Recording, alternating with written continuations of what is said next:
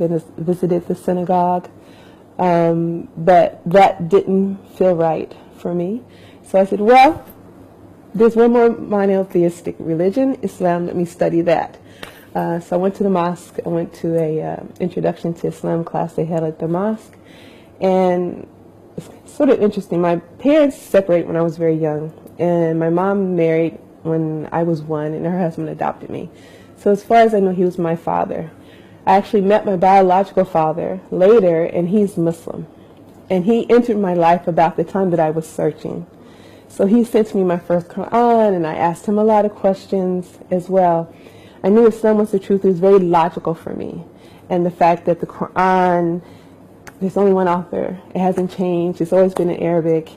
And that was important for me. And it hasn't changed. I joined a lot of groups, and I asked questions there. I have a reputation for thinking too much. And my dad actually told me that. He's like, you're overthinking this. Do you believe it or you don't? But I always had more questions. The biggest concern was my family.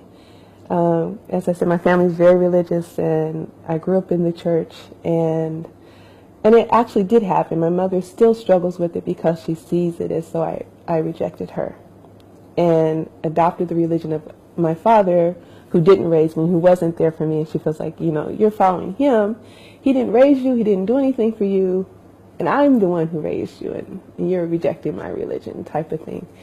Because I was very religious, so most of my friends were as well. So for me to not accept Jesus as God or the Son of God, that was not something that they were willing to entertain someone like that as a friend. So I lost all my friends pretty much. Well, I have a whole new batch of friends, of course.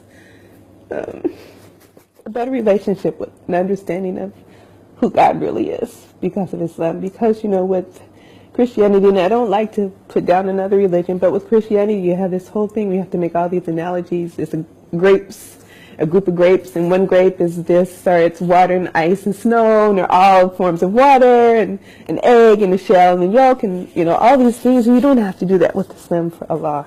It's just, he's God, the one and the only. I chose to be Muslim, and being Muslim is what I want to be. No one forced me on it, and I'm happier. I said, for you, you have all these things with Jesus and God, and, if Jesus was God and Jesus died, so you're saying God died? I don't have that with being Muslim. The God I believe in has no beginning, no end. He doesn't die. He's always been there, and he's always in control. And that works better for me.